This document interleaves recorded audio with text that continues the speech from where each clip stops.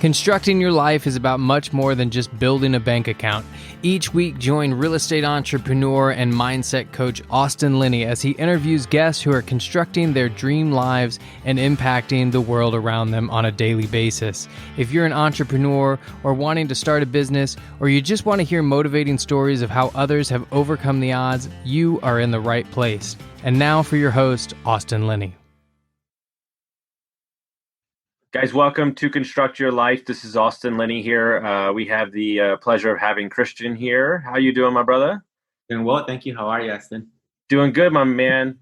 First of all, love the map in the background. That's like my dream, the travel, so it's perfect. We're going to get into your story. We talked briefly. We got introduced by Diego Corza, one of my good friends, one of your good friends.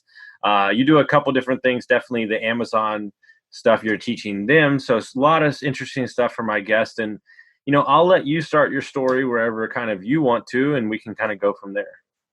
Yeah, of course. Well, thank you for that invite.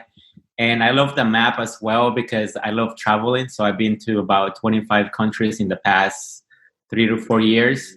And that is all thank you to making money online. I've been doing e-commerce for the past 7 years. Since I was 23 years old. Now I just turned 30. I've been doing e-commerce. I've been teaching for the past year, and I also do a few more things. You know, I do credit repair, I do coaching. I'm getting into real estate. So everything started back in 2013 because I enlisted in the military. So since I enlisted, I didn't really like people telling me what to do all day, every single day, what time to wake up, what time to go to sleep, you know, what time I had to eat, what time I had to go to the bathroom. So I decided that when I was going to get out of boot camp, I was going to be my own boss and I was going to be making money online and to do whatever I wanted to do. And since I'm in the reserve, I only work 1 weekend a month with the Air Force, and the remaining 28 days out of the month, I do whatever I want to do. And since then, that's what I've been doing for the past 7 years. But coming here to the United States, I came here when I was 13 years old. I didn't know how to speak English. I didn't come with my parents. I came to my aunt and my uncle's house. And I had a little rough start because I was scared. I came from a little town where there was no traffic lights. It was mostly motorcycles surrounded by mountains. So coming to a big city, going in the highway at 60 miles per hour, which is like 100 kilometers per hour, I thought we were like racing, right? And then I came to my aunt's house. They opened the garage door with a clicker. And I was like, oh my God, this is amazing. And so everything was brand new to me when I came here. I remember bringing some board games because I thought I was going to play with my neighbor. And I never got to meet my neighbor. It was just a whole culture. How old were you? I was 13. I was 13 years old. And you saw a garage door clicker and you were to the moon. Yeah, it was a whole new world to me, and I was like, wow, I was really into cars back then too, and I would just see like a BMW, and I was like, oh my God, it's a BMW. It was just a huge experience, a life-changing experience. The first day I went to school, I came back home crying because I saw those the kids with the mohawk and the purple hair and the spike bracelets, and I just never thought that someone would like dye their hair purple, right?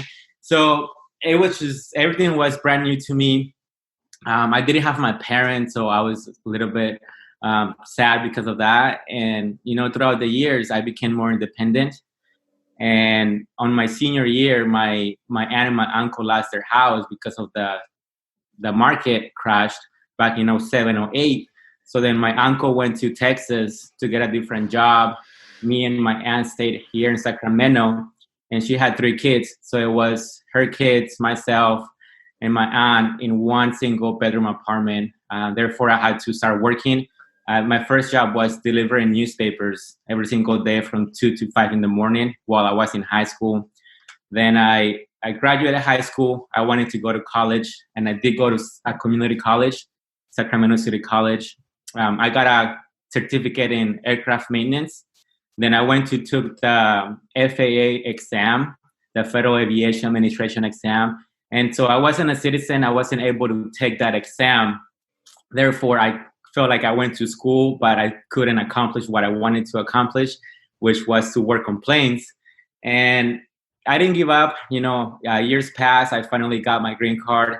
And once I got my green card, I decided to enlist in the military. Once I enlisted, I wanted to work on planes. But then again, I wasn't a citizen, so I wasn't able to work on planes either.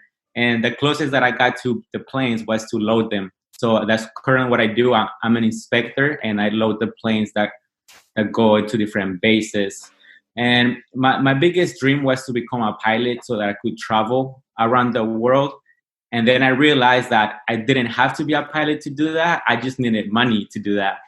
So when I started making money online, I remember breaking in like $3,000 in one single month. I was like, wow, if I can do this for the next 3 to 4 months in a row, I'm just going to start traveling. And I did. I did a little bit over 3,000 in 4 consecutive months. And I was like, all right, it's time to start traveling. And all I do is I carry my laptop around the world with me. I carry a hotspot, and that's how I make money. Yeah. Amazing. And we're gonna get into all that. And just like Diego, blown away again by the resilience. And somebody asked me the other day, have you met any successful people that haven't had it hard when they started? And right. No, and the question is no, but it's interesting, right? You're the third person I've talked to in the span of 2 weeks that their parents are immigrants and live somewhere else, and then sent them to America. And there's almost a sense of like handling your own shit, or like dealing with yourself, or like growing up quicker, that gives you this level of like confidence that you can accomplish things sooner than I think other people. You get what I'm saying? Yeah, of course. I completely agree. Yeah. And so, we'll spend the last pack of the thing talking about how you can make money online, but I'm interested to think like, what did you tell yourself when you couldn't reach the goals that you wanted to, and you went to all the school? How did you stay so positive, and how did you keep going? What did you tell yourself? Mm-hmm. I knew there were moments, and I had those moments where I wanted to give up. But then I would always think, if someone else can make it, why not me? Like, what's the difference, right? And I started reading books about self-improvement books and motivational books, and I would watch a lot of YouTube podcasts, just trying to be motivated, stay positive. And I realized that being here, I had the opportunities that everyone else had as well. My only holdback was my documents, right? But once I got my green card, my citizenship, I felt unstoppable. I felt like I can do literally everything that I wanted to do. And obviously I had my ups and downs, but I mean, thanks to the internet, I was able to make money. And then I remember when I was making kind of a few $100 online, I still had a job. And then when I started making a little bit more than that, I realized that if I focus my time full time into one thing, I will be successful. So I did that. And then someone told me that I can hire people in a different country to work for my online business. And once I did that, my business doubled in sales. And I was like, wow, that's amazing. If I can hire one and double, what if I hire two? Is it going to triple? So I did. And yeah, I got to a point where I had about 6 members working from the laptop in the Philippines on my online business. And I actually went to the Philippines as well, and I got to meet them, shook their hand, took them out.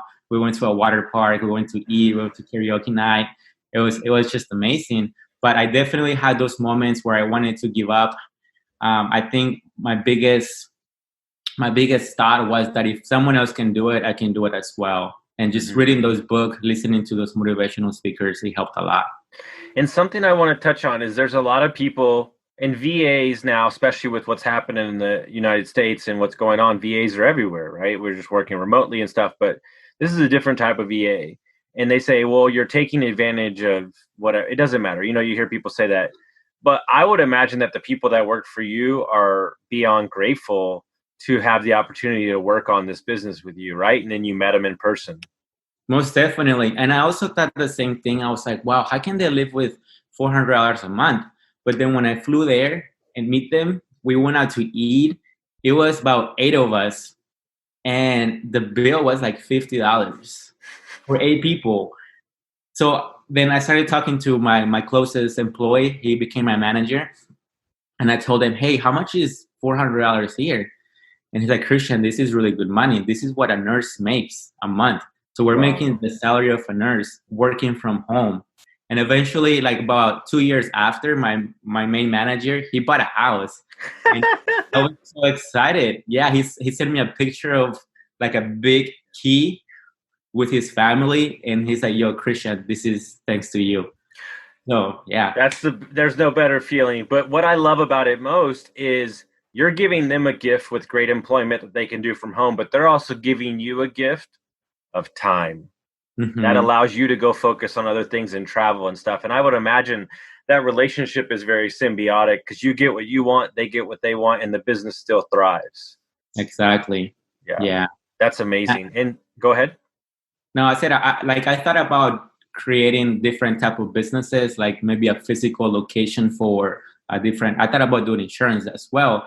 But I realized that if I were to open up an office or a local business, I would be working for that specific business and not the business working for me. So I didn't want to create my lifestyle around the business. I wanted a business around my own lifestyle, which is having the free time. Dude, you are not gonna believe this. That is my tagline. I say that on every podcast I've been on. The problem with everybody is they create a business and then wrap their lifestyle around it instead of building a lifestyle and wrapping their business around it. That's the key. It's so funny that you say that. I've never heard anybody else say that to me. So I love this. I'm super excited. So you know, as you continue to grow, like, and what got you interested in the real estate aspect now as you continue to grow your businesses? I believe it was Robert Kiyosaki. You know, I read a lot of his books, and I see that his biggest investment is real estate. And I just got into the market of looking around about real estate. And eventually, my goal is to own properties around the world. I'm almost done building a multifamily in Colombia, in the small town that I grew up. And that also got me excited because I employed a ton of people during that construction. And I want to get a duplex here. I want to get a small, maybe studio in Mexico by the water, in Europe. Everywhere I want to travel to, I want to own a piece of land. That's my goal. That's my ultimate, I made a goal. And obviously, I want to do it for my family. You know, I heard that quote that said that your kids cannot take over your job, but they can take over your business and they can also take over your properties, right? So why work a job when you can create a business? 100%. And I love that. And so, you know, was there any stress? I mean, or I guess you're from there, so not so much, but was there stress of building something outside of, you know, the country in Colombia? Not as much because my whole family is still there. Like my mom, my dad, my brother, my grandma, they're all in the same town where I grew up. So I was lucky enough that my main responsibility is to send them money and they take care of all the employees in the construction. I also got to work with the architect. We were getting together some Zoom calls to design the property. So that was an amazing feeling to be able to design what I wanted to do. And what's the use of the building there? So it's a 3-story building. The first 2 stories are rented already. And I'm finishing up the 3rd story, which is mine. And it's only like 1 room, 1 office, and then everything else is like a big balcony surrounded by mountains. And I just want to chill there. Want to put a hammock and relax. And I'm invited, right? Yes, of course. Yeah. Dude, I've heard amazing things about Cartagena. Like, amazing. So what city is it in Colombia? It's called Tarqui. Like I said, it's a tiny town. It's far from Cartagena, but I mean, right now with planes, you can get anywhere in a few hours. And I myself am interested in maybe owning property in Costa Rica, Italy, everywhere around too. And I'm looking, you know, I'm cool with building a process like that. There's not technically, are there loans or did you have to fund everything cash?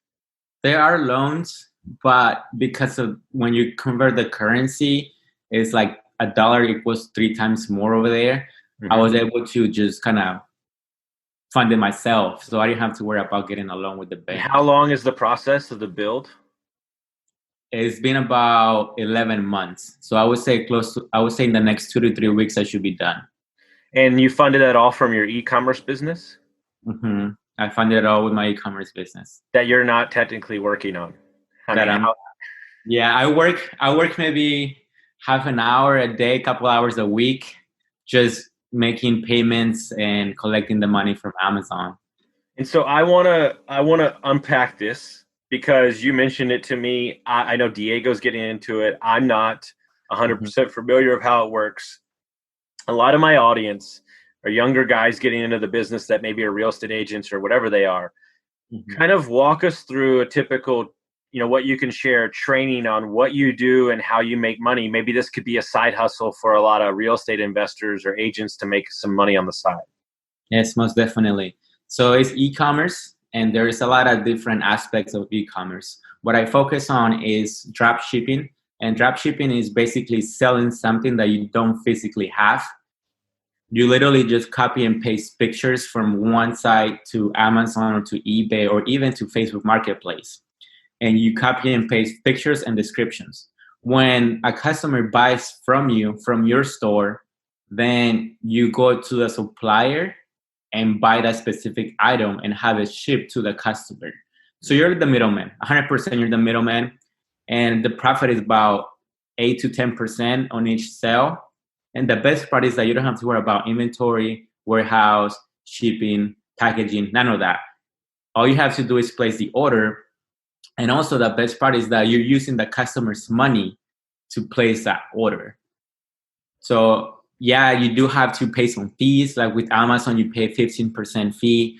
Right now with Facebook Marketplace, you only pay 5% fee. With eBay, you pay like 8.3% fee, but you're still making about 10%. So if you sell, $20,000 a month, which is pretty doable, you're already making about $2,000.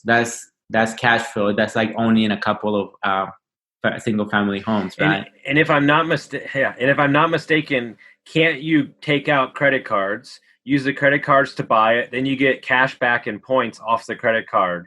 So you're really collecting money almost twice. Yes, exactly. So I have about 6 to 7 different ways that you can make money selling a single product.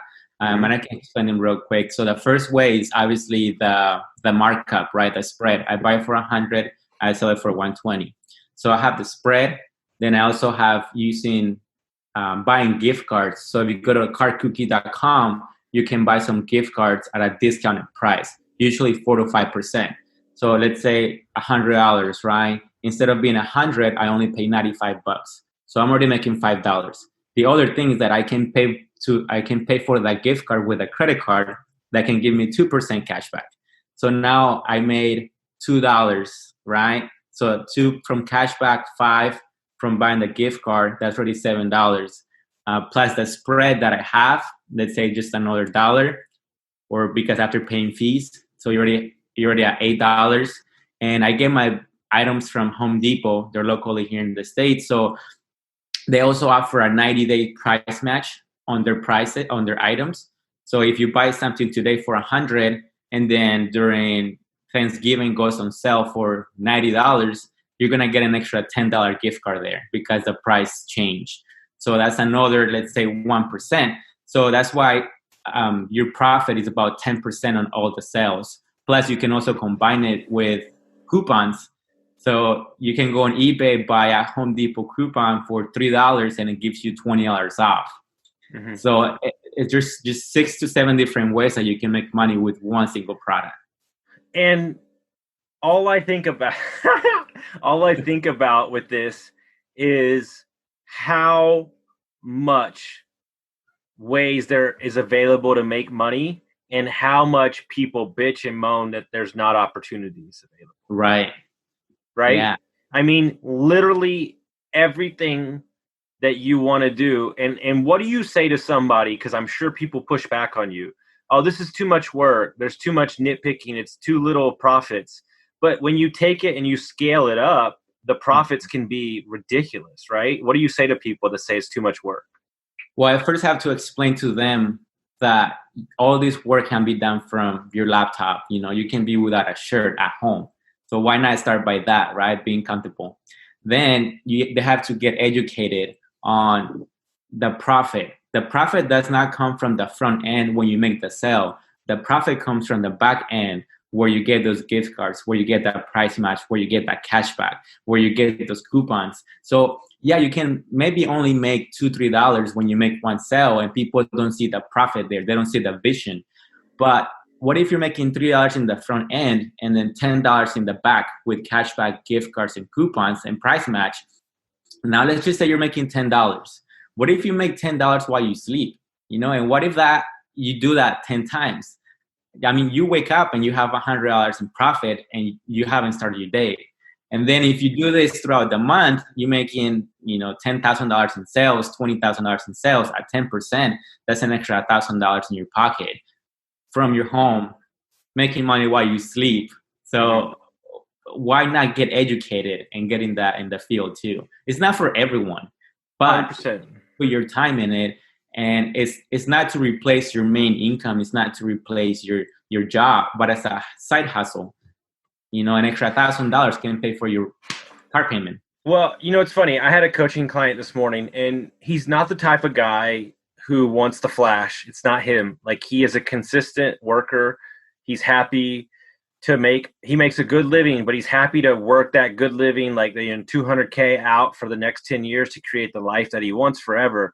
And so many times in life, especially with where we are, we're so quick to get the quick buck or not put in the work. But this is truly a system that I know that technically I don't know much about it, and I try to stay in my lane. But when I have the capital available, I'm going to reach out to you and we're going to set something up, because this is a side business that I can start with VAs or my right. assistant. My assistant, to be honest with you, would be a good, now that I'm thinking of it, I'm going to talk to him about doing this with me. But what I'm saying is that this, like, the way I look at it is this: here's the money, right? Let's say it's $1,000. That's $12,000. $1,000 a month, $12,000. You take that $12,000 and you extend it over 10 years, and then that money buys you long-term assets, which is real estate. Mm-hmm. That $12,000 could turn into almost $300,000. I think that's what people don't understand. Yeah, it's a long term. Yeah, for sure. And so, what do you think is the hardest concept that when you're teaching somebody this new strategy, what do you think is the hardest thing for them to understand? The hardest thing for them to understand is that they have to grow slow. And that's really hard, because once you start making sales online, people get excited. And they're like, oh my God, I just made a sale. And they start listing more products and they start making more sales. The only thing is that Amazon, they keep an eye and they have algorithms on new accounts. So they have sales velocity checks. If you're a brand new seller and you go from $0 to $1,000 in the first week, Amazon is going to look at your account and be like, who is this guy? And then you keep making those sales, they're going to start asking for paperwork. They're going to start asking for, let's say, some letters from the vendors that you're buying. Let's say you're selling Ryobi tools. So you need an approved letter from Ryobi saying that you're an authorized seller. And there's nothing wrong with dropshipping, but under Amazon terms and conditions, they said that you're allowed to dropship as long as you don't have someone else's logo on the box. So if we dropship from Home Depot, and sometimes they do send the box from Home Depot, or they send it from Ryobi, they're going to want to ask proof that you're an authorized seller for those items. Mm-hmm. Now, if you grow slow, Amazon is not going to do that. If you do a couple of sales the first week, and then you increment your sales into the third, fourth week, Amazon is not going to look at your account. Now, the first 90 days is like your probation period. It's sure. when the robots have eyes on your account. After those 90 days, you can scale really quick. So the hardest thing is waiting that time period and grow slow, because Amazon is having eyes on you, on your account. No, I love that. And that, you know what, that should be a rule in life. You have to wait 90 days for everything. That means that you're truly committed. Now, what I want to do is I want to spend a minute or two just for pure my own enjoyment on your travel stuff, because that's really all I care about as well. What for you has been your favorite country that's not your home country? Where did you enjoy the most time? I have two on my list. Okay. And the first one in Greece, I went to Santorini. Okay. And yeah, I love sunsets. So just being in the island, looking at the sunsets. I mean, people are getting married, taking pictures. It was just amazing. I want to ask you a question before you go on to the second place. From Colombia, moved to America, 13, saw a garage clicker and cars going 60 miles an hour, and thought, what feeling did you have to know that you were in Santorini watching that sunset and know that you were making money from your laptop while traveling? Did that really hit you? Did it reflect on that you were constructing your life the way that you saw it? Mm-hmm. That, just thinking about it gives me goosebumps, because I remember being like in 8th grade in my geography class, and we had to build the world map, right? We would divide it in continents. And I remember working and just drawing Greece. And I thought about, all those movies that you saw about Athens and the Roman Empire, everything like that. And I was like, when I got there, it took me back to my 8th grade, me drawing that map. And I realized, like, wow, like now I'm here. Like, that's insane. And I just remember being a little kid, like looking at planes, and I was like, how far can you go in a plane? And it was just, it's the best feeling. And I remember when I went back to my hometown, I talked to my geography teacher, and I was like, just wanted to say thank you, because I learned so much about the world. There's so much more than just this small town. And I was lucky enough to go there, and I shared my experiences, and she was super excited too. So it's a great feeling. There's something, we were talking about this morning. There's something when you create a vision in your head, or like something that you want, and then you construct your life to kind of get that vision, you truly understand that the only limitations that we set on ourselves are ourselves. And when you can do these things, every time that you do these things, you're, you might not know this, but you're inspiring somebody else that may be 13 or 16 and stuff like that. And I would imagine that there's so much joy out of being able to go back to your hometown and tell them about Greece. And a lot of people have probably never left and stuff like that. So they see the pictures, and I'm sure it's amazing. Yeah. I remember watching the movie The Secret, the law of attraction and your thoughts. And I really took the movie serious. I wrote my goals, and I got a vision board. And I talked to my neighbor. This was maybe 5 or 6 years ago. And because I used to live with a couple of friends in an apartment complex, and my neighbor, we were talking, and I told her that my goal was to live by the beach and just make money online. And back in 2018, we were friends on Instagram, and she messaged me after looking at all my posts, and she was like, oh my God, Cristian, you're living what you told me like 4 years ago.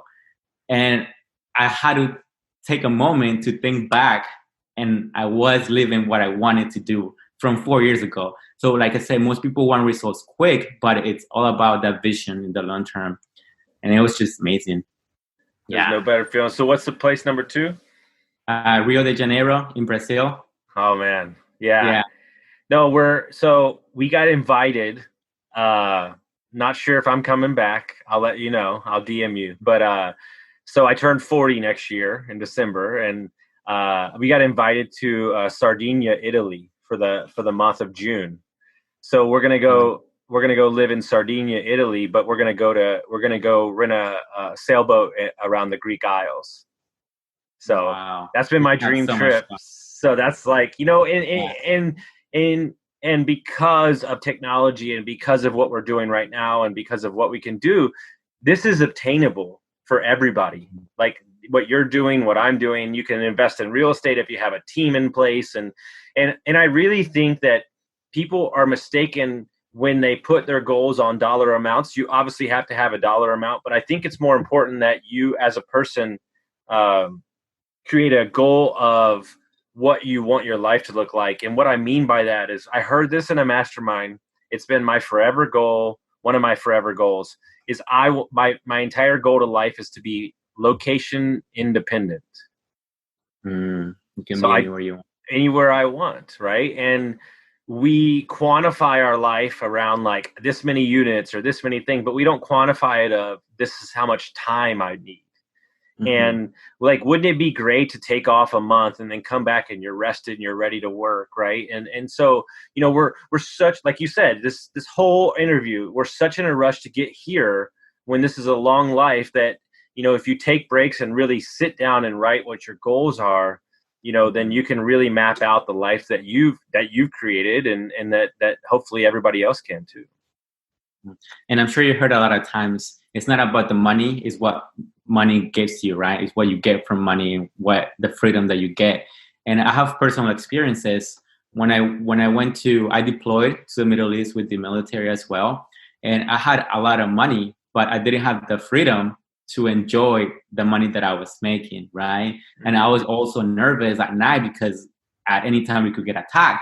So if you have money, but you can't sleep at night, if you have money and you can't do what you want to do with the money, then what is money good for? Then, you know, having the money and the freedom, for me, that's what success is, having money and the time, and not trading time for money.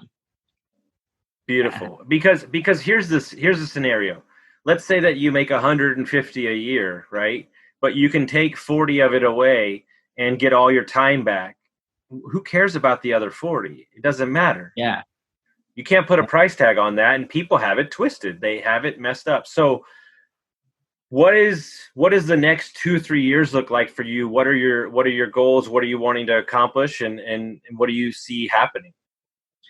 I want to get into real estate here in the States.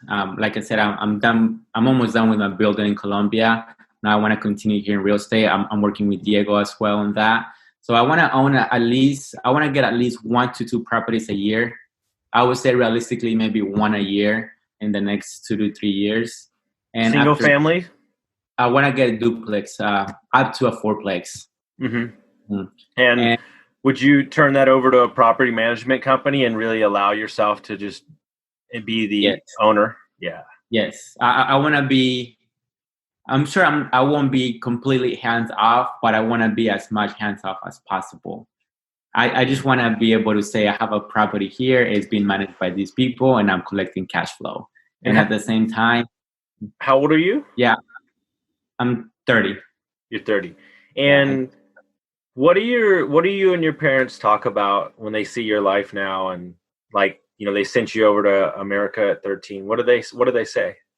That's a really good question, because growing up in a Hispanic community, Hispanic family, their goal is for their kids to go to school, to go to university, to graduate, to get a good job, and then look for their retirement, right? So my grandma was a teacher, school teacher.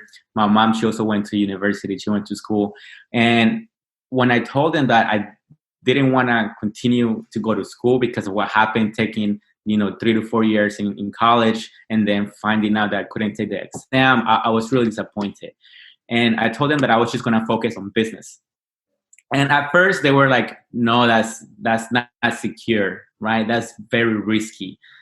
So they were looking for the security that a job offers you and that retirement in 20 years that you get. But I just love taking risks. I love doing business, and I focus on it.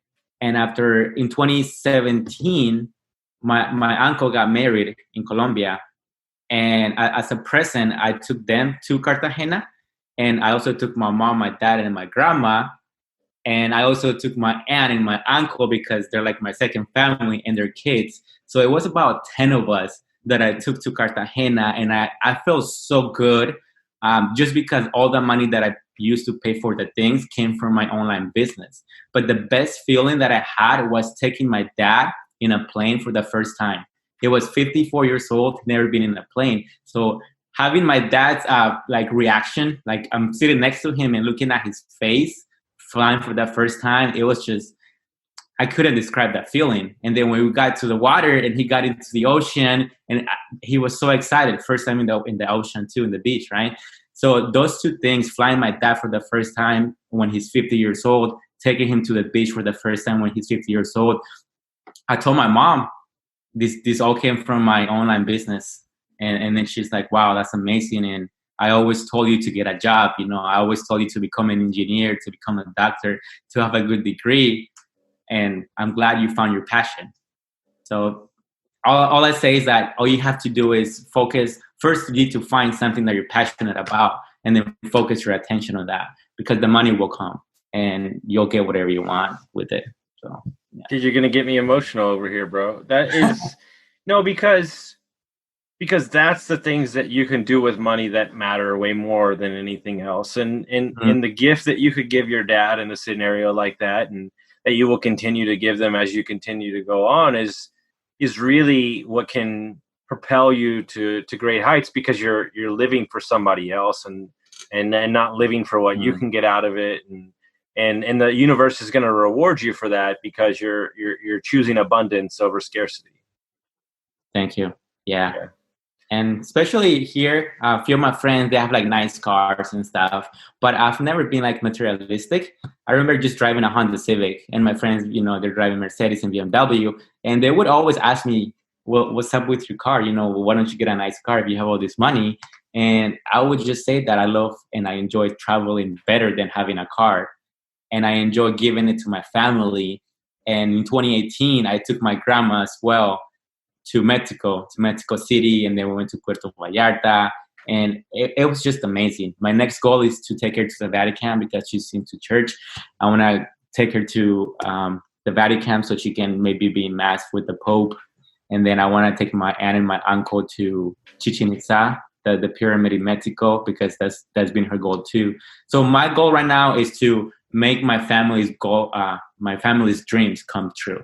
Taking my grandma to the Vatican, taking my aunt and my uncle to Chichen Itza, the pyramid in Mexico, taking my mom and my dad I'm planning to take them to Cancun, because they never really had a honeymoon. So I want to take them to a Cancun, to like an all paid hotel, so that they can enjoy some time for themselves. So that's my main goal right now, having my family dreams come true. Yeah. They don't make them like you, brother. I'm dead serious. Like, like you're that quote about making your family's dreams come true is really all it's about, because you're making a decision that they gave you the opportunity, right? Which was necessary. And it's funny that you hit on the car thing, because that's what I was going to talk about next. I've noticed from Diego and from you, there's, living with other people, not driving a fancy car.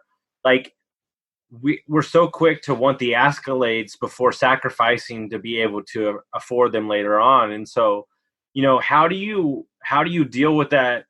Not long-term gratification, because you're getting the travel, that's what you want, but like, how do you not deal with that outside pressure and just kind of stay on your path and not worry about how many people live with you in the house and, how big of a house you have? Because that shit doesn't matter.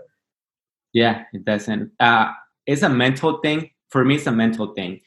They can have nice cars, but if they have to make payments, or if they're in debt to make those payments, or if they live paycheck to paycheck to make those payments, and I have that peace of mind that I have plenty of money in my bank, that I'm able to travel anywhere I want, whenever I want to, that I don't have a job, it just makes me feel better. And I don't worry about what other people drive or what other people think about me, because at the end of the day, I don't have to worry about it. I have that peace of mind. I can do whatever I want whenever I want to. Yeah. Amazing. And how do people find out about you? How do they get in contact with you if they wanna meet you? Probably the easiest way is Instagram. And if anyone's around Sacramento area, we can do a local meetup, maybe grab some coffee. I know with the pandemic, it's a little bit different now. But yeah, I met with people from Reno. I had a guy that just drove from Reno here just to meet up with me and have a chat. And I'm also available on the phone or Instagram whenever. I'll be going to Nashville, Tennessee. I'll be going to Austin, Texas as well soon. So if anyone's around, we can. When you come to Austin, we're going to do a meetup with Diego and you. So I'll set everything up. I'll have a bunch of people there. We actually have one this weekend that we're putting on. Nice. So yeah, but yeah. So I just want to say this, like, I'm very glad that he introduced us. I'm very glad about who you are as a human. The business stuff is just a product of how good you are as a human. And I just want to thank you so much for coming on and sharing your story. Yes, sir. Thank you for having me here. It was Got fun. it, guys. And if you like this episode, make sure you share it with your friends, guys, and we'll see you next time.